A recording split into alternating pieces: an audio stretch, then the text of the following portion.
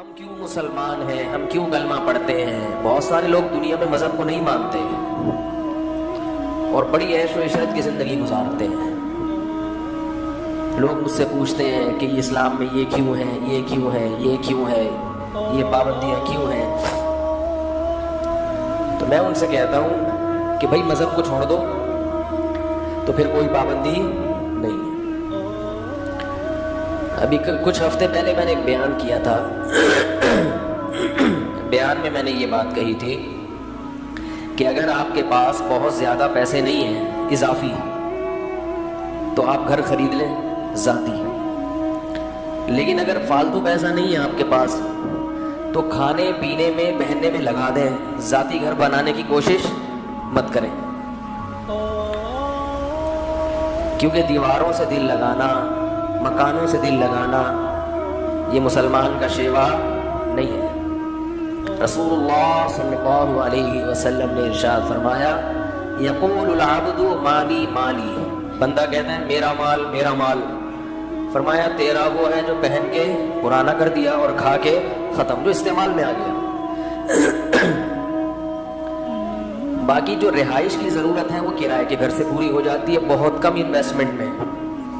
ذاتی گھر کے لیے جتنی انویسٹمنٹ کرنی پڑتی ہے اتنی انسان کی زندگی اس کا ساتھ نہیں دیتی، بس ایک حسرت کہ میرا اپنا گھر کیوں نہیں ہے۔ تو میں بار بار یہ بات کہتا ہوں کہ بھائی کرائے کے گھر سے بھی جنازہ نکلے گا اور ذاتی گھر سے بھی جنازہ، جس کا ذاتی گھر ہو وہ بھی ذاتی نہیں ہے، یہ دماغ سے نکال دے۔ ذاتی واتی کچھ نہیں ہوتا، سب ادھار اللہ نے دیا ہوا ہے۔ یہ ٹوپی، چشمہ، پگڑی، بنیان یہ بھی ادھار ہے، تو ادھار نہ ہوتے تو اللہ واپس تھوڑی لیتا۔ سمجھا پا رہا ہوں؟ بھائی سب اللہ نے کچھ دن کے لیے استعمال کی چیزیں دی ہوئی ہیں، متاع قلیل۔ قرآن کہہ رہا ہے زندگی گزارنے کا تھوڑا سا سامان ہے۔ بحریہ ٹاؤن کے بڑے بڑے پلاٹ کو اللہ کیا کہہ رہے ہیں؟ متاع، تھوڑا سا زیادہ راہ ہے۔ زیادہ راہ کسے کہتے ہیں؟ جو ہم جب سفر میں جاتے ہیں نا تو 2-4 روٹیاں ٹفن میں رکھ لی اور 2-4 ایک گدا تکیہ لے لیا کہ رات کو ٹرین میں یا جہاز میں لوگوں نے آج کل وہ گردن پہ لگانے کا لیا ہوتا ہے نا کہ کہیں آنکھ لگانی پڑ جائے تو گردن ٹیڑھی نہ ہو جائے، تو یہ ہے زیادہ راہ۔ تو اللہ فرماتے ہیں یہ زیادہ راہ ہے، تھوڑے دن کا سامان ہے، بس پھر واپس لے لوں گا۔ تو تھوڑے دن کے سامان میں کروڑوں کی انویسٹمنٹ وہ کریں جس کے پاس اربوں ہو۔ تو چلو سارے خرچے ہو گئے تو اب چلو ایک گھر بھی لے لو، نہیں ہے تو پھر کوئی ٹینشن نہیں ہے۔ ذرا گلا کچھ سیٹنگ آؤٹ ہوئی ہے اس لیے تھوڑا سا بار بار کھانس رہا ہوں، معذرت۔ تو نہیں ہے تو پھر ٹینشن لینے کا نہیں، کیونکہ ایسے بھی نکلنا ہے۔ تو میں نے 2-4 دن پہلے کسی کو یہ بات سمجھائی، کچھ لوگ بیٹھے ہوئے تھے، سمجھاتا رہا، وہ بحث کرتے رہے نہیں نہیں نہیں نہیں۔ میں نے کہا اصل میں آپ میں ایک وائرس ہے، جب تک وہ وائرس ختم نہیں ہوگا ہماری بات آپ کی سمجھ میں نہیں آئے گی۔ وہ وائرس ہے دنیا سے محبت اور دنیا کو مسافر خانہ نہ سمجھنا، کیونکہ آپ دنیا کو مسافر خانہ ہی نہیں سمجھ رہے تو میری باتیں آپ کو لگیں گی بے وقوفی کی باتیں کر رہے ہیں۔ وہ چیز جو انسان کی سب سے بڑی چاہت ہے، ذاتی گھر، اسی کی نفی کر رہے ہیں۔ اس وقت دنیا میں انسان کا سب سے بڑا ہدف کیا ہوتا ہے؟ میرا ذاتی گھر ہو، اور یہ اسی کی نفی کر رہے ہیں۔ تو پھر ایسے لوگ مولویوں کو بیوقوف تو سمجھیں گے نا۔ دیکھو عاشورہ کے دن شیعہ ماتم کر رہے ہیں، چیخیں چلا رہے ہیں، آپ چیخیں نہیں، کم از کم جو میں بات کر رہا ہوں تھوڑا سا ہاں نہ کریں، کیا خیال ہے؟ وہ دیکھو وہ پورا سیٹ اپ ہی آؤٹ ہوا ہے ان کا، چیخ رہے ہیں۔ تو آپ، ہم نہیں کہتے چیخیں چلائیں، لیکن جب بیان ہو رہا ہو تو اپنا رسپانس تو ایسا دینا کہ کچھ تھوڑا سا لگے کہ آپ لوگ بات سن رہے ہیں۔ وہ شیعہ ذاکروں کی تقریریں سنیں، کیسا ہاہو چل رہا ہوتا ہے۔ شیعہ ذاکر جو محرم میں ان کی جو تقریریں ہیں آپ دیکھیں مجمع شور کیسا بچاتا ہے، ایسے زبردست نعرے لگ رہے ہوتے ہیں، حالانکہ بہت سی باتیں ان پبلک کی سمجھ میں نہیں بھی آ رہی ہوتی کہ وہ پتہ نہیں جھوٹے قصے روایتیں بھی پیش کر رہے ہوتے ہیں بعض ذاکر، یعنی کہ تقریباً تمام۔ تو لیکن ہمارا جو ہے سنی لوگوں کا حساب ایسا ہے کہ وہ ایسے بجھے ہوئے بیٹھے ہوتے ہیں، شاید اس لیے کہ ان کی سمجھ میں آ رہا ہوتا ہے. تو سمجھ میں جب آتا ہے تھوڑا سا انسان چہرے کی ایکسپریشن ظاہر کرتا ہے. تو میں نے ان سے یہ کہا، میں نے کہا بھائی آپ چونکہ دنیا کو مسافر خانہ نہیں سمجھتے تو میری بات اس وقت سمجھ میں آئے گی جب آنکھیں بند ہونے لگیں گی. سمجھ رہے ہو؟ جب موت کا فرشتہ آئے گا آپ بولو گے یار اچھا میں نے کروڑوں روپے بچا کے بحریہ ٹاؤن میں اس لیے پلاٹ تھوڑی خریدا تھا کہ میری جنازے کو اٹھا کے قبر میں پھینکا ہو جا کے، تم نے اس لیے تھوڑی کیا تھا. تو اس وقت سمجھ میں آئے گی. لیکن وہ موت چونکہ ابھی سامنے نہیں ہے تو سمجھ میں نہیں آ رہا، اور واقعی نہیں آتا. اچھے اچھوں بھی سمجھ میں نہیں آتا. اگر سمجھ میں آ جائے تو دنیا سدھر جائے. مائیکل جیکسن کی سمجھ میں یہی تو نہیں آ رہا تھا. مائیکل جیکسن نے ہاتھ پہ دستانے پہنے ہوئے تھے کہ تاکہ مسافہ کروں تو کسی کے جراثیم لگے نہیں. جب کسی سے ملاقات ہوتی تو منہ پہ ماسک چڑھا کے، کوئی گلے ملتے ہوئے چھینک مار کے کہیں جراثیم میری ناک میں بولو نا بھائی نہ پھینک دے. ڈاکٹروں کی ٹیم 24 گھنٹے اس کے ساتھ کہ کس وقت کون سا ٹیکا لگانا پڑ جائے حضرت جی کو. یہ ان کے حضرت جی تو وہی تھے نا، ان کے مائیکل جیکسن امریکہ والوں کا دامت برکاتہ بھی وہی تھا، نور اللہ برکتہ بھی وہی تھا. ٹھیک ہے نا، کیونکہ وہ اپنے حساب سے بزرگ دیکھتے ہیں، ان کے حساب سے وہی بزرگ ہے، وہی دنیا کا کامیاب ترین انسان. ڈاکٹروں کی ٹیم، آپ کہیں گے یہ عاشورہ کے دن کون سا بیان لے کے بیٹھ گیا. بھائی یہی تمام پیغمبروں کی تعلیمات ہیں جو میں آپ کے سامنے عرض کر رہا ہوں. یہی اہل بیت کی، یہی حضرت حسن حسین کی تعلیمات ہیں جو میں آپ کے سامنے، یہ اسلام کی روح ہے. یہ سمجھ میں نہیں آئی تو میرے بھائی پھر اپنی مرضی کے دین پہ چلنے سے کچھ بھی حاصل نہیں ہوتا. تو مائیکل جیکسن کے ساتھ ڈاکٹروں کی ٹیم. اور ایک عجیب بات آپ کو بتاؤں، مائیکل جیکسن اربوں روپے اس نے کمائے تو اس میں سے چند لوگوں کو وہ بہت پیسے دیا کرتا تھا صرف اس بات کے کہ میرے جسم کا کوئی آرگن اگر خراب ہو گیا تو آپ کو دینا پڑے گا. یہ انشورنس کا ایک ٹیکنیکل طریقہ. مثلا غفار بھائی کے گردے اس نے چیک کروائے، بڑے سیٹنگ پہ ہیں. ایک ان کا غفار بھائی ہر جگہ ہوتے ہیں نا، وسیم بھائی، سلیم بھائی، غفار بھائی، وسیم. یہ تو ایک کردار ہے، کریکٹر ہے. وہ اس کو کچھ اور نام دیتے ہوں گے. تو اس نے دیکھا کہ بھئی یہ غفار بھائی ہیں، یہ بڑے صحت مند ہیں، ان کے دونوں کڈنی بالکل فٹ فاٹ ہیں. تو مائیکل جیکسن نے اپنے غفار بھائی سے یہ ایگریمنٹ کیا کہ اگر مجھے کبھی، یعنی اپنے رشتہ داروں میں نا جس کے گردے میچ بھی کر رہے ہوں، وہ تو ڈاکٹر دیکھتے ہیں نا کہ یہ میچنگ کے بھی ہیں، تو اس کو خرید لیا کہ میں آپ کو ہر مہینے اتنے ڈالر دوں گا. اگر میرے گردے ناکارہ نہیں ہوئے تو یہ آپ کو غریبی میں یہ بچت ہو گئی، اور اگر ناکارہ ہو گئی تو ایک کڈنی آپ کو اپنا مجھے دینا پڑے گا. اتنی فکر کوئی زندہ رہنے کی کرتا ہے؟ بولو بھائی. اسی طرح اور بھی جو پارٹس ہیں باڈی کے، کہا جاتا ہے کہ مائیکل جیکسن کہتا تھا کہ میں 150 سال تک زندہ رہ کے دکھاؤں گا. کیونکہ ظاہر ہے جب بھی کوئی بیماری آتی ہے تو ہم تو ہسپتال، اکثر ہم اس لیے مرتے ہیں کہ ہسپتال پہنچنے میں دیر ہو جاتی ہے. ٹریفک جیم ہو گیا، کوئی جلوس آ رہا ہے راستے سے، لبیک یا رسول اللہ والے یہاں سے ٹرن مارتے ہوئے جا رہے تھے تو ادھر لبیک یا رسول اللہ میں 3-4 آدمی مر گئے. تو ہمارے یہاں تو یہ مسائل ہیں، یا کوئی اسٹرائک ہے، کوئی ہڑتال ہے. لیکن اس کے ساتھ یہ مسائل بھی نہیں تھے، کیونکہ ڈاکٹر جو خود ڈاکٹر، ان میں سے ہر ایک ڈاکٹر پورا ہاسپٹل تھا. وہ ایسے کوئی چھوٹے موٹے ڈاکٹر تھوڑی تھے، وہ ان کے دامت برکاتہم کے ڈاکٹر تھے. تو ہر وقت ڈاکٹروں کی ٹیم، ہر وقت میڈیکل چیک اپ، ہر وقت احتیاط، یہ کھانا ہے، یہ نہیں کھانا ہے. بڑی تمیز سے ایکسرسائز بھی ہو رہی ہے، اور جاگنگ بھی ہو رہی ہے، اور جم بھی ہو رہا ہے. اور پھر کہا جاتا ہے، مجھے یاد ہے 2009 یا 10 کی بات ہے، ہمارے دوست آگے بتایا کرتے تھے کہ مائیکل جیکسن کا تاریخی پروگرام ہونے والا ہے.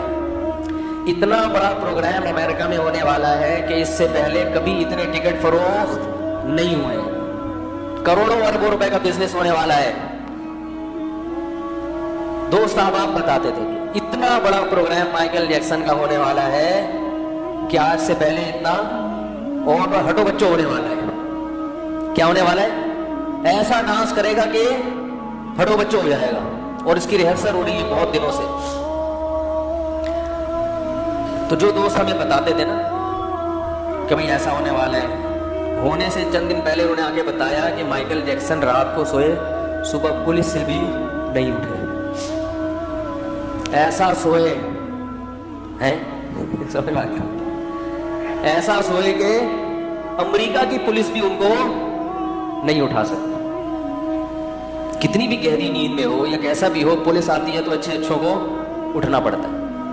تو میں نے کہا یار یہ کیسے ہو گیا؟ ابھی تو آپ بتا رہے تھے اس کا پروگرام ہونے والا ہے، پھر اتنے ڈاکٹر، پھر جراثیم سے ایسی حفاظت اور ڈاکٹروں کی ٹیم 24 گھنٹے ساتھ. تو اس کو مرنے سے پہلے کم از کم چانس تو ملنا چاہیے تھا نا، ڈاکٹروں کو بھی تو کچھ کرنے کا چانس ملنا چاہیے تھا کہ بھائی اس کو کسی طرح سے بچاؤ. تو انہوں نے کہا پتہ نہیں کیا ہوا ہے، اچانک ہی مر گیا. تو میں نے عبرت کے لیے تقریباً 1-1.5 ہفتہ پہلے سرچ کیا کہ مائیکل جیکسن کی موت کیسے ہوئی. تو یہ ایک بات خوب ذہن میں رکھیں کہ ہمارے ہاں یوٹیوب پہ چھوڑو بہت ہیں. یہ جو یوٹیوب کی تحقیقات ہوتی ہے نا قابل اعتماد نہیں ہوتی. اس میں ایک تحقیق تھی مائیکل جیکسن مرا نہیں اس کو بلکہ مارا گیا، بڑے دلائل سے. یہ بات غلط ہے. جب تک آفیشلی کسی چیز کی تصدیق نہیں ہوتی، قانونی طور پر تصدیق نہیں ہوتی، لوگوں کی انفرادی خبروں پہ اعتماد مت کیا کریں. کتابوں کے حوالے اور ادھر ادھر یہ سب کر لیتے ہیں. آپ کو کیا پتا کہ یہ جو حوالہ دے رہا ہے یہ صحیح بھی ہے یا غلط ہے؟ عین ممکن ہے واقعی کسی نے مارا ہو، مگر اس کی کوئی ابھی تک دلیل سامنے نہیں آئی. وہاں جو آفیشلی جو چیز بتائی گئی ہے وہ یہ کہ یہ طبعی موت مرائی ہے، کسی نے قتل نہیں کیا، خود سے ہارٹ اٹیک ہوا یا کیا ہوا واللہ اعلم. چلو مرا ہے یا کسی نے مارا ہے، لیکن 50 سال ایک صحت مند آدمی کے لیے جوانی کی عمر ہوتی ہے، بڑھاپے کی نہیں ہوتی. اللہ نے عبرت کا نشان بنا دیا، عبرت کا نشان کہ مائیکل جیکسن یہ دنیا مسافر خانہ ہے، تمہارے باپ کی جاگیر بولو بھائی نہیں ہے. کاش کاش کاش وہ تو چلا گیا، کاش انسانوں کو عبرت حاصل ہو. ہماری عبرت کی آنکھیں اندھی ہو گئی ہیں. میں اپنے لیے بھی کہتا ہوں، میں کسی اور کو ملامت نہیں کر رہا. میں یہ جتنی باتیں یہاں ممبر پہ بیٹھ کے کرتا ہوں سب سے پہلے اپنے آپ کو خطاب کر رہا ہوں. عبرت کی آنکھیں اندھی ہو گئی ہیں. دنیا میں کوئی واقعہ، کوئی نصیحت ایسی نہیں ہے جس سے ہمیں سبق حاصل. کتنے لوگ نوجوان ہمارے حسرت کرتے ہوں گے مائیکل جیکسن، کاش ہم مائیکل جیکسن کی جگہ ہوتے ہیں. کسی نے بتایا کہ ایک دفعہ ڈانس کے دوران لڑکیوں نے اپنے کوٹ پھاڑ دیے. اتنا زیادہ ایکسائٹڈ لڑکیاں ہو جاتی تھی اس کے بھی. آج کسی نوجوان کے لیے کوئی ایک لڑکی گھر سے بھاگ جائے تو وہ ساری دنیا میں ڈنڈورا پیٹے گا، یار میں اتنا بڑا آدمی بن گیا ہوں کہ میرے لیے اب گھر سے بھاگنا پبلک شروع ہو گئی. کیسا اللہ نے عبرت کا نشان بنایا. ختم. مائیکل جیکسن دنیا سے بولو بھائی ختم، مٹی. اب ڈانس کرو اندر قبر میں. لوگ اس کی قبر پہ پھول چڑھا رہے ہیں، کیا کیا کر رہے ہیں، لیکن اس سے مائیکل جیکسن کی ذات کو کوئی فائدہ نہیں ہو رہا. ثم ردوا الى الله مولاهم الحق الا له الحكم وهو اسرع الحاکمین احکم الحاکمین. فرمایا کہ اس کے بعد اب تمہیں اس رب کی طرف لوٹایا جائے گا جس نے تمہیں پانی کے ایک ناپاک قطرے سے پیدا کیا تھا. اللہ اس موقع پہ فرماتے ہیں الا خبردار خبردار ہوشیار سنو، لہ الحکم، حکومت کس کی ہے؟ اسی کی ہے، اور وہ بہت جلد فیصلہ کرنے والا ہے کہ کون صحیح ٹریک پر چلا تھا اور کون غلط ٹریک پر چلا تھا. یہ فیصلہ کس نے کرنا ہے؟ اللہ نے کرنا ہے. یہ فیصلہ میرے اور آپ کے اختیار میں نہیں ہے کہ ہم خود سے کسی راستے کو صحیح کہہ دیں اور کسی راستے کو غلط کہہ دیں. ہماری نظر میں صحیح راستہ وہ ہے جس کو پبلک اچھا سمجھتی ہے. پبلک فنکاروں اداکاراؤں کی زندگی کو کامیاب لائف سمجھتی ہے. اسی وجہ سے سب اسی کی طرف جانے کی کوشش کر رہے ہیں، لیکن اللہ اس راستے کو جہنم کا راستہ قرار دیتا ہے، کیونکہ اس ٹریک پر چل کر انسان اپنے پیدا کرنے والے سے غافل ہوتا ہے۔ بات سمجھ میں آ رہی ہے میں جو سمجھانا چاہ رہا ہوں؟ یہ وہ ٹریک ہے جس پہ چل کے انسان کس سے غافل ہوتا ہے؟ ناچنے والے، ڈانس کرنے والے، گانے والے، یہ اللہ سے سب سے زیادہ دور ہوتے ہیں۔ حتیٰ کہ جو قوالیاں پڑھنے والے ہیں نا، وہ بھی اللہ سے دور ہوتے ہیں۔ موسیقی آپ کو اللہ سے دور کرتی، اللہ کے قریب نہیں کرتی۔ تو میں یہ کر رہا تھا میرے بھائی کہ کچھ چیزیں ایسی ہوتی ہیں کہ وہ سمجھ میں آئیں گی تو پھر اگلی عمارت اس پہ کھڑی ہوگی۔ دنیا کا مسافر خانہ ہونا ہی کسی کی سمجھ میں نہیں آ رہا تو اسے یہ بحث کے ذاتی مکان کوئی ضرورت نہیں ہے، یہ کہاں سے سمجھ میں آئے گا اسے؟ میں بار بار بتا، غیر مسلم ہے، اپنے آپ کو کافر نہیں کہتے تو ہمیں کوئی غیر مسلم کہے، کیونکہ اسلام محمد صلی اللہ علیہ وسلم کا لایا ہوا دین ہے، اس میں ہم ڈاکہ برداشت نہیں کریں گے۔ کسی ایسی چیز کو اسلام کہا جائے جو اسلام نہیں ہے، یہ قابل برداشت نہیں ہے۔ لہذا جو قادیانی ہیں وہ غیر اسلام کو اسلام کہہ رہے ہیں، وہ اس دین کو اسلام کہتے ہیں جو مرزا قادیانی ملعون لے کر آیا، جبکہ ہم یہ کہتے ہیں کہ وہ شریف انسان نہیں تھا، پیغمبر ہونا تو اس کے بعد کی چیز ہے۔ بار بار یہ دعویٰ کرتا ہوں، کوئی بھی قادیانی کسی بھی ختم نبوت کی تنظیم سے متعلق کسی بھی عالم کے پاس لے آؤ، میرے پاس لے آؤ، انشاءاللہ میں اسے قائل کروں گا۔ اس پر وہ مناظرہ کرے، اس پر وہ بحث کرے، اس پہ ڈیبیٹ کرے کہ مرزا غلام احمد قادیانی کو شریف انسان ثابت کر کے دکھا دو۔ شریف انسان نبوت سے پہلے کیا ہے؟ شرافت۔ آپ صلی اللہ علیہ وسلم نے جب نبوت کا دعویٰ کیا تو آپ نے پہلے کیا کہا کہ کبھی مجھے جھوٹ بولتے ہوئے دیکھا تم نے؟ بتاؤ میں کیسا ہوں؟ لوگوں نے کہا آپ صادق اور امین ہیں۔ پہلے اپنا اچھا انسان ہونا ثابت کیا جاتا ہے، نبوت اس کے بعد کی چیز ہے۔ ابو سفیان نے جب وہ غیر مسلم تھے، کافر تھے، اس وقت تقریر کے دوران کہا کہ ہم نے محمد صلی اللہ علیہ وسلم کو کبھی جھوٹ بولتے ہوئے 40 سال میں کبھی نہیں دیکھا، جھوٹ بولتے ہوئے کبھی امانت میں خیانت کرتے ہوئے نہیں دیکھا۔ حضرت خدیجہ نے 40 سال کی عمر میں 25 سال کے نبی سے جو نکاح کیا، وہ کیوں؟ ایماندار ہونے کی وجہ سے۔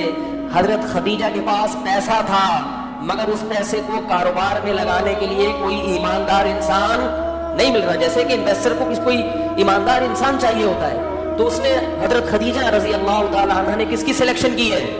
محمد صلی اللہ علیہ وسلم۔ حالانکہ ان کے پاس رشتوں کی کمی نہیں تھی، رشتوں کی کمی نہیں تھی۔ تاریخ کی کتابوں میں ہے خطبہا اشراف قوم، حضرت خدیجہ جب بیوہ ہوئی ہیں قوم کے سرداروں نے نکاح کے پیغام بھیجے ہیں، لیکن انہوں نے کس کو پسند کیا؟ محمد صلی اللہ علیہ وسلم۔ کیوں؟ اس میں ایک حکمت یہ بھی تھی کہ کاروبار کے لیے کوئی ایسا شخص چاہیے تھا جو ان کے مال کی حفاظت کر سکے۔ تو مرزا غلام احمد قادیانی کا صادق اور امین ہونا تو دور کی بات، شریف انسان ہونا قادیانی ثابت نہیں کر سکتے۔ یاد رکھو، میں قادیانیوں سے ایک بات کہتا ہوں کہ اللہ کی آگ بہت سخت ہے جو اللہ نے نافرمانوں کے لیے تیار کر کے رکھی ہے۔ تم پروپیگنڈے میں مت آؤ، کسی عالم کے، صحیح عالم کے پاس بیٹھو اور اس کے ڈیبیٹ کرو، اس سے بحث برائے بحث کی نیت سے نہیں، حق کی پہچان کی نیت سے۔ اللہ کی قسم تمہارے سامنے مرزا غلام احمد کا جھوٹا ہونا ثابت ہو جائے گا۔ اور یہ خوابوں پہ اور الہاموں پہ مت چلو۔ میں جب اسکول پڑھتا تھا کچھ قادیانی تھے کلاس کرو، یہ چھوٹے سی کر کے میں اپنے اصل ٹاپک کی طرف آتا ہوں، یہ درمیان میں بات آ گئی ہے تو اس کو جلدی سے کمپلیٹ کر لو۔ قادیانی زیادہ تر الہاموں پہ اور خوابوں پہ چلتے ہیں کہ مجھے خواب میں مرزا غلام احمد کی بشارت ہوئی ہے، محمد صلی اللہ علیہ وسلم کی بشارت ہوئی، انہوں نے فرمایا یہ نبی ہے۔ اس طرح کی چیزوں پہ چلتے ہیں۔ خواب اور الہام کبھی بھی حجت، بولو بھائی، نہیں ہو سکتی۔ خواب الہام کبھی بھی حجت نہیں ہو سکتی۔ اللہ کے نبی کہتے تھے صحابہ سے کہ تم سب کو خواب آئے گا رات کو کہ میں کیا ہوں؟ سچا ہوں۔ خواب جھوٹے کے بارے میں بھی آتا ہے اور سچے کے بارے میں بھی آتا ہے۔ اسلام میں خواب نبوت کا 46واں حصہ ہے، عین نبوت نہیں ہے۔ 46واں حصہ بہت اس میں جو حقیقت ہے وہ بہت سمٹ کے تھوڑی رہ جاتی. کبھی کبھار سچے خواب بھی آ جاتے ہیں مگر خوابوں پہ کبھی بھی شریعت کا مدار نہیں ہوتا. یہ شیطان کی طرف سے بھی ہوتے ہیں خواب. گراؤنڈ ریئلٹی کو دیکھ کر فیصلہ کیا جاتا ہے. کبھی بھی خوابوں کی بنیاد اور الہاموں کی بنیاد پہ شریعت کے مسائل چینج نہیں ہوتے. ایک آدمی کا دلائل کی دنیا میں جھوٹا ہونا ثابت ہو گیا. روزانہ خواب میں فرشتہ آ کے کہے نا یہ سچا ہے, آپ کبھی بھی اس کے ساتھ کاروبار نہیں کرو گے. آپ بولو گے فلاں کے پیسے بھی لے کے بھاگا, فلاں کے بھی لے کے بھاگا, فلاں کے بھی لے کے بھاگا, تو میں خواب کی بیس پر 1 کروڑ اس کے حوالے کر دوں, ایسا کبھی بھی نہیں کرو گے آپ. تو خوابوں کی بیس پر اپنا پیسہ کسی کے حوالے نہیں کیا جاتا. کسی جھوٹے کو سچا نبی کیسے مان لیا جاتا ہے بھائی؟ کیونکہ میں قادیانیوں کے ساتھ اٹھا بیٹھا ہوں بچپن میں, مجھے اندازہ ہے کہ یہ کن چیزوں کو فوکس کرتے ہیں. خواب خواب الہام, خواب میں سویا تو مجھے یہ آ گیا, میں اٹھا تو ہی پورا دین اس پہ چل رہا ہے. اور ہمارے ہاں بھی بہت سے بدعتیوں کا دین خوابوں اور الہاموں پہ چل رہا ہے. حضرت جی آئے تھے مجھے خواب میں, حضرت جی نے یہ بولا, حضرت جی نے وہ, میں کہا تو اللہ کا واسطہ تو سو جائے گا آرام سے. بہوؤں کو خواب میں سانسیں چڑیل بن کے نظر آ رہی ہیں. کہتی ہیں سچا خواب ہے, کیونکہ سانس کیا بن کے نظر آئی ہے؟ چڑیل. اور سانس جب سوئی تو بہو اس کو سانپ بن کے نظر آئی خواب میں. وہ اٹھ کے کہتی میں تو پہلے کہہ رہی تھی یہ سارا مسئلہ کہاں سے ہو رہا ہے؟ یہاں سے ہو رہا ہے. میں کہتا ہوں اللہ کا واسطہ, بہو سے کہتا ہوں تم اپنی سانس کو چڑیل سمجھتی ہو, لہذا خواب میں وہی آئے گا جو دن میں دماغ میں گھسا ہوتا ہے. اگر اس کو خیر خواہ سمجھو تو وہ فرشتہ بن کے آئے گی, فرشتہ. خیر کہاں سے کہاں بات چلے گئی. تو دیکھو جو لبرل لوگ ہیں, جن کو مذہب سے محبت ہی نہیں ہے, تو وہ ایسی باتیں کریں گے, لہذا اس میں پریشان ہونے کی ضرورت نہیں. وہ تو کہیں گے یہ کیا ہے. وہ پھر ہر چیز میں وہ یہ بھی چاہتے ہیں عورت گھر سے باہر نکلے, وہ یہ بھی چاہتے ہیں عورت کو کپڑوں کی پر پابندی نہ ہو, آزادی ہو. وہ یہ بھی چاہیں گے کہ مذہب کو مسجد کی حد تک محدود کیا جائے, مذہب کو ریاست سے نکال دیا جائے. تو وہ سب کے ایک ہی نعرے ہیں, تشابہت قلوبہم. اللہ کہتے ہیں ان کے دل سب کے ایک جیسے. تو سب ایک جیسی باتیں, جو باتیں کافر کر رہا ہے وہی باتیں یہ بھی کریں گے, کیونکہ یہ لبرل مسلمان ہے. تو اس لیے اللہ نے اس آیت میں پہلے بتا دیا وَمَنْ أَرَادَ الْآخِرَةَ, جو آخرت کا ارادہ کرنا چاہتا ہے, جو چاہتا ہے کہ میں جنت میں جاؤں, تو پہلی شرط کامیابی کی کیا ہوئی؟ کس کا ارادہ کرنا پڑے گا؟ یعنی اللہ نے یہ کامیاب لوگوں کی علامت بتائی ہے کہ پہلی شرط کیا ہے کہ آپ کوئی بھی عمل کر رہے ہو تو نیت کیا ہو؟ اللہ کو خوش کرنا اور جنت طلب کرنا نیت ہونی چاہیے. آگے ارشاد فرمایا وسعى, اور پھر اس کے لیے کوشش بھی, بولو بھائی شروع کر دے. بہت سے لوگوں کی نیت آخرت. کربلا پہ جو واقعات بیان کیے جاتے ہیں, لیبل لگایا جاتا ہے حضرت حسین کی محبت. لیبل لگایا جاتا ہے کہ حضرت حسین کی محبت اس لیے کہ وہ نبی کے نواسے. لیبل لگایا جاتا ہے کہ نبی کے نواسے سے محبت کرنا در حقیقت نبی سے, اور نبی سے محبت کرنا در حقیقت اللہ سے. مگر زیادہ تر خطیب صرف یہ لیبل استعمال کر رہے ہیں, نہ نبی سے محبت نہ نبی کے نواسے سے. اصل مقصد ہے پبلک کو خوش کرنا اور مجمع کو گرم کرنا, اور کوئی مقصد نہیں ہے. میں سب کی بات نہیں کر رہا, لیکن محرم میں اکثر جو غلو کیا جاتا ہے اس سے اللہ کی رضا مقصد نہیں ہوتی, کیونکہ اللہ اس قسم کی چیزوں سے راضی نہیں ہوتے. قرآن اٹھا کے دیکھو, قل تعالوا اتل ما حرم علیکم ربکم, اے نبی ان سے کہہ دو آؤ میں تمہیں بتاتا ہوں کہ تمہارا رب کن چیزوں سے خوش اور کن چیزوں سے ناراض ہوتا ہے. کتنا پیارا انداز ہے قرآن کا. مشرکین مکہ بھی اللہ کو خوش کرنے کے لیے کچھ عجیب عجیب کام کیا کرتے تھے. اللہ نے سب پہ رد کر کے کہا کہ تعالو. عربی میں ایک لفظ استعمال ہوتا ہے ایتی, ایتی کا مطلب ہے ادھر آ, کہتے ہیں نا اتھے آ. یہ تھوڑا سا مہذب لفظ نہیں ہے. اور ایک ہے تعالو, آئیے تشریف لائیے, آئیے ہم آپ کو. یہ آئیے کا لفظ کب کہا جاتا ہے کہ یار ادھر ادھر سے ہٹ جاؤ, وہ جو تمہیں تمہارے کان بھر رہے ہیں, وہ تمہیں تو گنتیاں سکھا رہا ہے, ان سب سے ہٹ کے ادھر آؤ, اکیلے میں کبھی چھاؤں میں آؤ, ٹھیک ہے نا, سائڈ پہ ملو. میں تمہیں اکیلے میں مل کے پھر سمجھاؤں گا کہ میں کن چیزوں سے خوش ہوتا ہوں اور کن چیزوں سے ناراض ہوتا ہوں. جیسے کوئی کسی کو خوش کرنے کی کوشش میں لگا ہوا ہو، لیکن جس کو خوش کر رہا ہے وہ اس سے اور پریشان ہو رہا ہے، تو وہ جذبہ دیکھ کے کہے گا یار تم خام میں اپنی صلاحیتیں ضائع کر رہے ہو، آؤ ذرا میں تمہیں خود بتا دوں کہ کیا کرنا ہے اور کیا نہیں کرنا۔ تو اللہ کیا فرماتے ہیں؟ تعالوا، آؤ آؤ ہم تمہیں بتاتے ہیں کیا کرنا ہے۔ اللہ تشرکوا بہ شیئا، اگر مجھے خوش کرنا چاہتے ہو سب سے پہلا کام کیا ہے؟ میرے ساتھ کسی کو شریک، یا حسین مدد، یا علی مدد، یا رسول اللہ مدد۔ یہ کیا ہے؟ میں کسی کو بھی کفر کے فتوے نہیں لگاتا، لیکن کیا یہ شرکیہ نعرے نہیں ہیں؟ کبھی دیکھا امام حرم کو یا رسول اللہ مدد کا نعرہ لگاتے ہوئے؟ جو سعودی عرب جاتے ہیں، پورے عرب کنٹری میں دیکھا، یو اے ای میں کہیں دیکھا، ابو ظہبی میں، دبئی میں، شارجہ میں، سعودی عرب میں، ملیشیا میں، ترکی میں، کہیں بھی نہیں ہے۔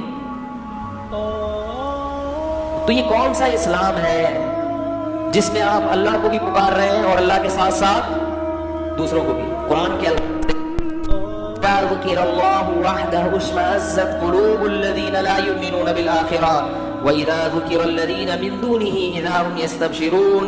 فرمایا جب صرف اکیلے اللہ کی توحید بیان کی جاتی ہے کہ اسی سے ہوتا ہے، تو آپ دیکھو گے جن کا آخرت پر پکا ایمان نہیں ہے ان کے دل تنگ ہونا شروع ہو جاتے ہیں کہ یہ کیسی باتیں ہو رہی ہیں ممبر سے،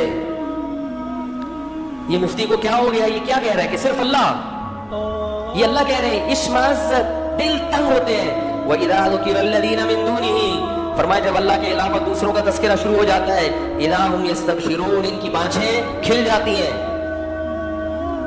اسلام توحید کے معاملے میں کوئی کمپرومائز، بولو بھائی، نہیں کرتا۔ اللہ غیرت کے خلاف سمجھتے ہیں اس کو۔ اسباب سے ہٹ کے مدد کا اختیار کس کے پاس ہے؟ اللہ کے پاس، اور کسی کے پاس نہیں ہے۔ کبھی اہل بیت سے مانگ رہے ہیں، کبھی نبی سے مانگ رہے ہیں، کبھی فلانے سے مانگ رہے ہیں، کبھی قبر پہ جا کے مانگ رہے ہیں۔ تو بھائی ان چیزوں سے اللہ خوش نہیں ہوتا۔ اور آگے اللہ نے ارشاد فرمایا وَبِالْوَالِدَيْنِ إِحْسَانًا، اللہ کے بعد سب سے بڑا حق کس کا ہے؟ باپ کا اور ماں کا۔ اس کے بعد قرآن نے بیان کیا آتی ذی القربى حقہ، اہل قرابت کو ان کا حق دو۔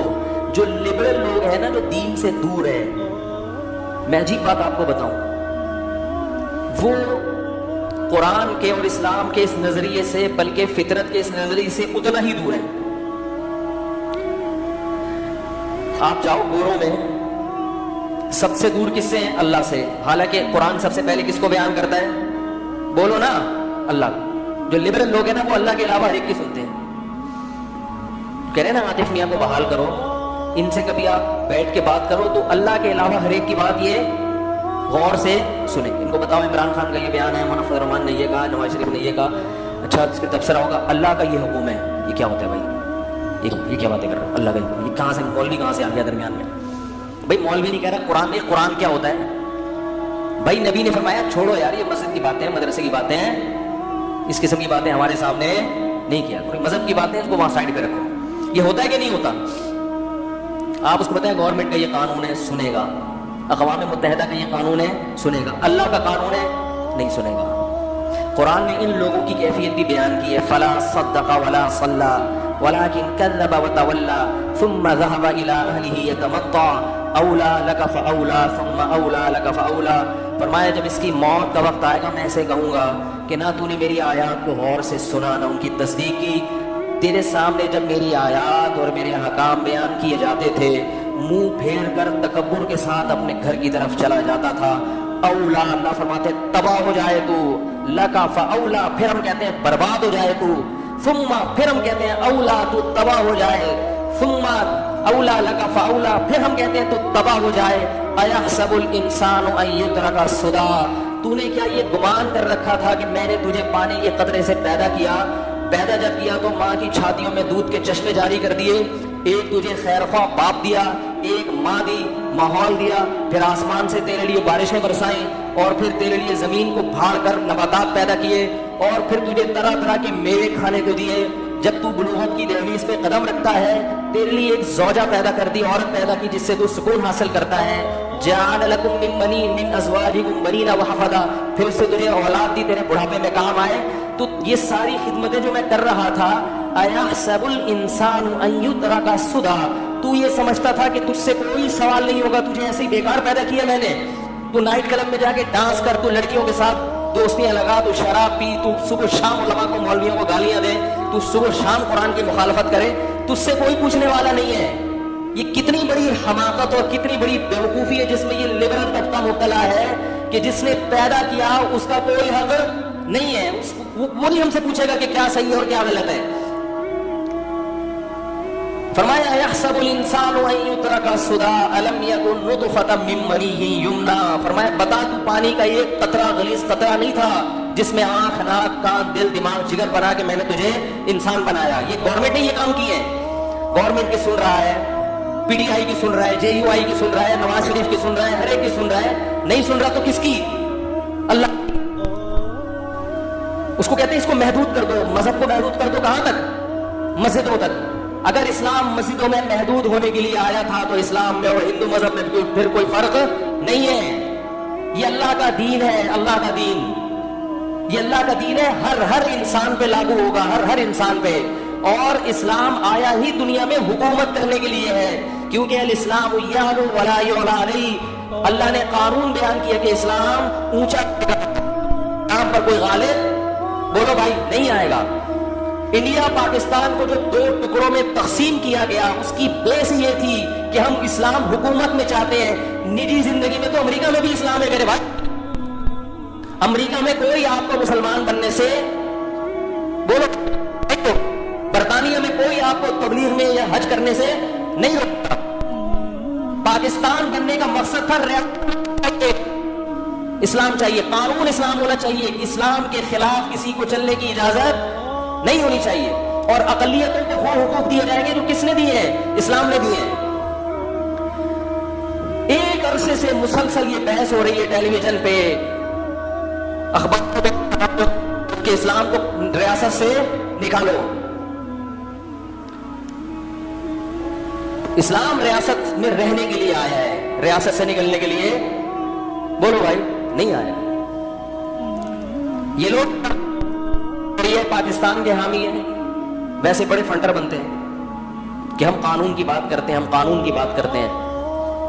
تو آپ کتنی بڑی بھول کر رہے ہو. پھر آپ یہ نعرہ لگاؤ کہ انڈیا اور پاکستان کی سرحدوں کو ختم کر دو, پھر آپ یہ نعرہ لگاؤ آپ کہ جو بیس تھی وہ بیس کیا تھی, ورنہ کیا ضرورت تھی الگ ہونے کی بھائی. وہ بھی 2 روٹی کھاتے ہیں, ہم بھی 2 روٹی کھاتے ہیں, وہ بھی ہماری طرح کے انسان ہیں, ہندو بھی, ہم بھی ان کی طرح کے انسان ہیں.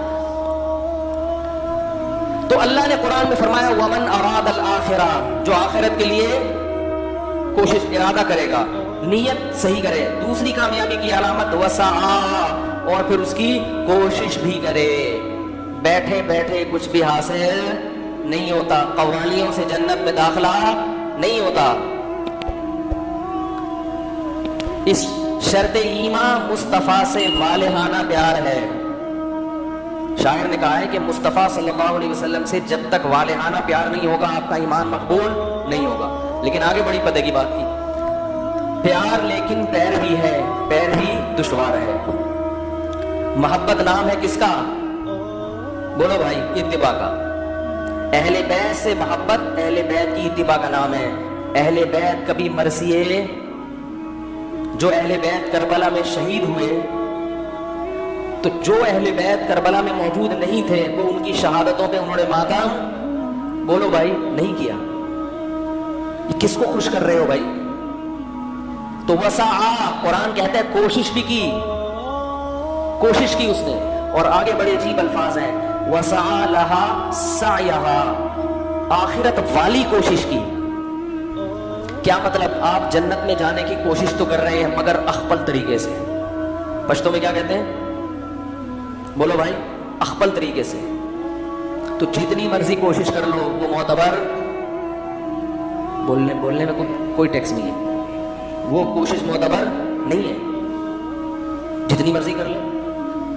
لوگ کہتے ہیں اس میں حرج کیا ہے؟ بھائی حرج یہ ہے کہ اللہ اس کے رسول نے یہ کوشش نہیں بتائی.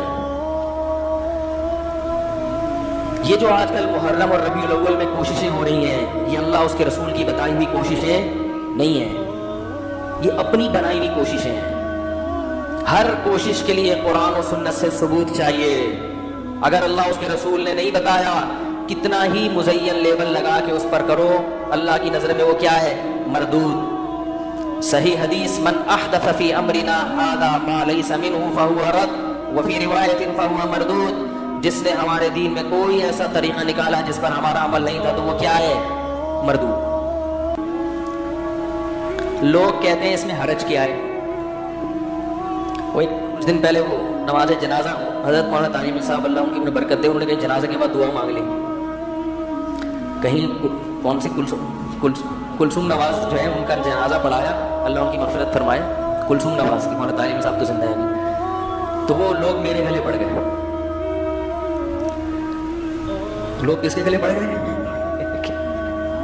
تو بھائی انہوں نے پڑھایا، ان سے پوچھو، میں نے تھوڑی پڑھایا، ان کی کیا مجبوری تھی وہ بہتر جانتے ہیں، میں اس پہ تبصرہ نہیں کروں گا۔ لیکن نماز جنازہ کے بعد دعا کرنا سنت سے ثابت نہیں ہے، سنت سے ثابت نہیں ہے۔ لوگ اس کو سنت سمجھ، ان کے عمل کی وجہ سے، ان کو کیا مجبوری تھی، کس دباؤ میں تھے یا کیا تھا، وہ ہمارا ہیڈک نہیں ہے، وہ کس کا ہیڈک ہے۔ بعض دفعہ انسان پر اتنا دباؤ ہوتا ہے، اتنا مجبور ہوتا ہے کہ وہ خود بہتر جانتے ہیں، اس کے بارے میں میں کوئی تبصرہ نہیں کروں گا۔ لیکن جو چیز سنت سے، کیونکہ ان کے اس عمل سے بہت سے لوگ یہ بھی سمجھ رہے ہیں کہ یہ طریقہ کیا ہے؟ سنت ہے۔ کچھ دن پہلے جو ہے نا واٹس ایپ پہ جب یہ واقعہ ہوا ہے تو کسی نے دلائل لکھ کے بھیجے نماز جنازہ کے بعد دعا کے دلائل میں کوئی بہت بڑے مفتی تھے جن کا یہ حوالہ دیا گیا کہ بھئی وہ دلیل یہ دے رہے تھے کہ اسلام میں اصل اباحت ہے، جواز ہے، جب تک پابندی نہیں ہوگی اس کو ہم کیا کہیں گے؟ جائز۔ تو نماز جنازہ کے بعد دعا پر چونکہ شریعت میں کوئی پابندی نہیں ہے، لہذا ہم اس کو کیا کہیں گے؟ جائز۔ تو یاد رکھو نبی صلی اللہ علیہ وسلم نے فجر کی نماز میں کتنی رکعتیں پڑھی ہیں؟ 2 فرض پڑھے ہیں۔ تیسری سے منع کرنا کسی بھی حدیث سے ثابت؟ بولو بھائی، نہیں۔ آپ کہہ سکتے ہیں ایک دفعہ آپ نے عصر میں اضافی رکعت پڑھائی تھی تو سجدہ سہو کیا تھا، اس سے پتہ چلتا ہے کہ 1 رکعت زیادہ ہوگی تو کیا ہوگا؟ یہ غلط ہے۔ تو کہیں بھی ایسا نہیں ہے کہ 1 رکعت میں 2 سجدوں سے زیادہ سے آپ صلی اللہ علیہ وسلم نے منع کیا ہو۔ کوئی ایسی حدیث دکھا دیں جس میں 2 کے بعد تیسرے سجدے سے نبی نے منع کیا ہو۔ ہر چیز میں اصل کیا ہے؟ اباحت ہے، جواز ہے۔ تو نماز میں اگر 2 کے بجائے کوئی 3 سجدے کرنا چاہے تو وہ بھی کیا ہونا چاہیے؟ جائز ہونا چاہیے نا۔ کیا خیال ہے بھائی؟ اذان سے پہلے صلاۃ والسلام پڑھا جاتا ہے، منع کیا جائے تو کہتے ہیں اس کے ناجائز ہونے کی کوئی دلیل نہیں ہے۔ تو میں ان سے کہتا ہوں اذان جب کمپلیٹ ہوتی ہے لا الہ الا اللہ تو آگے محمد رسول اللہ بھی لگا لو، کیونکہ اس کے ناجائز ہونے کی بھی کوئی دلیل۔ ارے بول لو بھائی لا الہ الا اللہ پہ اذان ختم ہو رہی ہے تو اگر کبھی مؤذن محمد رسول اللہ بھی لگا دے تو کوئی غلط جملہ کہہ رہا ہے وہ، بلکہ کلمے کو کمپلیٹ کر رہا ہے، توحید کے ساتھ رسالت کی گواہی بھی دے رہا ہے۔ تو یہ منطق چلے گی وہاں پہ، ساری پبلک نکل کے آ جائے گی بھائی پہلی دفعہ ایسی اذان سن رہے ہیں۔ تو جیسے اذان کے آخر میں ایڈیشن جائز نہیں ہے، اذان کے شروع میں بھی بولو بھائی، یہ جو ہر چیز میں اصل اباحت ہے، یہ ہر چیز نہیں ہے۔ اباحت عبادت میں اصل اباحت کہتے ہیں جائز ہونا، عبادت میں اصل اباحت بولو بھائی نہیں ہے۔ عبادت میں توقیف کا مطلب جس طرح جس کیفیت کے ساتھ جو عبادت منقول ہے اس میں ذرہ برابر بھی آپ ایڈیشن نہیں کر سکتے۔ نماز جنازہ وہ ہے ہی دعا، وہ کیا ہے ہی دعا ہے۔ اور یہ جو فقہا کی کتابوں کے حوالے دیے جاتے ہیں کہ نماز جنازہ کے آخر میں دعا، اس سے مراد نماز جنازہ کے بعد نہیں ہے، اس سے مراد نماز جنازہ کے اینڈ میں جو دعائیں پڑھی جاتی ہیں ان کی فضیلت ثابت ہوتی ہے۔ لوگ چونکہ عربی جانتے نہیں ہیں تو بعض لوگ فقہا کی ایک عبارت کو اٹھا کے دوسری جگہ فٹ کر دیتے ہیں ترجمہ غلط کر کے۔ آپ اپنے باپ دادا سے پوچھیں کہ کیا انہوں نے بچپن میں کہیں بھی دنیا میں نماز جنازہ کے بعد کسی کو دعا مانگتے ہوئے دیکھا تھا؟ آپ کے گھر میں اگر بوڑھے والدین ہیں وہ بتائیں کہ ہم نے بچپن میں یہ عمل کہیں بھی پوری دنیا میں نہیں دیکھا، یہ بعد میں شروع ہوا ہے۔ ہر وہ چیز جو بعد میں شروع ہو رہی ہے عبادت کے عنوان سے وہ شریعت میں ثابت بولو بھائی نہیں ہے، وہ بدعت عمل ہے۔ تو اللہ نے قرآن میں فرمایا وسعى لها سعيها، وہ کوشش کرے وہ والی کوشش جو آخرت کی کوشش ہے. پتہ چلا ہر کوشش آخرت کی نہیں ہوتی، کچھ کوششیں اچھی تو ہوتی ہیں مگر آخرت کی نہیں ہوتی. وہ اگر آپ ان کوششوں میں لگ گئے تو آپ کا عمل برباد ہوگا. اور قرآن کہہ رہا ہے الذین ضل سعیہم فی الحیات الدنیا وہم یحسبون انہم یحسنون صنعا. فرمایا کچھ لوگ ایسے ہیں جن کی کوششیں دنیا میں ضائع ہو جائیں گی جبکہ وہ یہ سمجھ رہے ہوں گے کہ ہم اچھی کوشش کر رہے ہیں. کتنی واضح آیت ہے. وہ خود یہ سمجھتے ہوں گے کہ ہماری کوشش ہمیں کہاں لے کے جا رہی ہے؟ جنت میں. ہم نبی کی عشق میں کر رہے ہیں، ہم حضرت حسین کی عشق میں کر رہے ہیں، لیکن اللہ فرماتے ہیں ایسے بہت سے لوگوں کی کوششیں دنیا میں ضائع ہو رہی ہیں.